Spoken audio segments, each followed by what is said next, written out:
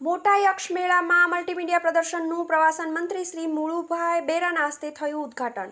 વિકસિત ભારત @2047 વિષય અંતર્ગત જનકલ્યાણકારી યોજનાઓ અને અભિયાનો અંગે જાણકારી આપતું મલ્ટીમીડિયા પ્રદર્શન કેન્દ્રીય માહિતી અને પ્રસારણ મંત્રાલયના કેન્દ્રીય સંચાર બ્યુરો ભુજનું આયોજન।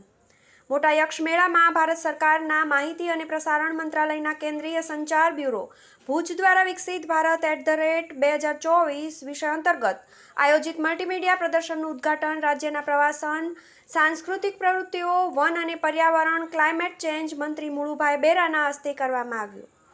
કચ્છના સાંસદ વિનોદભાઈ ચાવડા, ભુજ ધારાસભ્ય કેશુભાઈ પટેલ, માંડવી ધારાસભ્ય અનિરુદ્ધભાઈ દવે, અબડાસા ધારાસભ્ય પ્રદ્યુમનસિંહ જાડેજા, અંજાર ધારાસભ્ય ત્રિકમભાઈ છાંગા, કચ્છ જિલ્લા પંચાયત પ્રમુખ જનકસિંહ જાડેજા, કચ્છ જિલ્લા ભાજપ પ્રમુખ દેવજીભાઈ વરચંદ, જિલ્લા વિકાસ અધિકારી કે.એસ. પ્રજાપતિની પ્રેરક ઉપસ્થિતિ તેમજ કચ્છ જિલ્લા અને નખત્રાણા તાલુકાના પદાધિકારીઓ અને અધિકારીઓની ઉપસ્થિતિમાં 5 દિવસીય પ્રદર્શન સહિતના કાર્યક્રમને ખુલ્લો મૂકવામાં આવ્યો। સાંસદ વિનોદભાઈ ચાવડાએ મેળાના મુલાકાતીઓને અહીં સરકારની વિભિન્ન યોજનાઓ અંગેની જાણકારી અને માર્ગદર્શન પૂરું પાડતા આ પ્રદર્શનના આયોજનની સરાહના કરી હતી તેમજ વધુને વધુ લોકો આ પ્રદર્શનની મુલાકાત લે તે માટેની અપીલ પણ કરી હતી।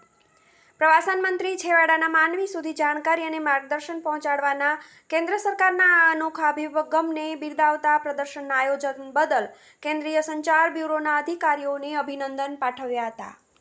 આધુનિક ટેકનોલોજીના ઉપયોગ સાથે તેમજ મનોરંજનના માધ્યમ દ્વારા યોજનાઓ અંગેની જાણકારી અને અભિયાનો અંગેના જાગૃતિ સંદેશાઓ આ પ્રકારના આયોજનથી અનેક લોકો સુધી પહોંચતા કરવા કેન્દ્ર સરકાર તરફથી રાજ્યના પ્રખ્યાત મેળાઓની પસંદગી કરી તેમાં આવા ભવ્ય આયોજન થઈ રહ્યા છે એ ખરેખર આનંદની વાત છે।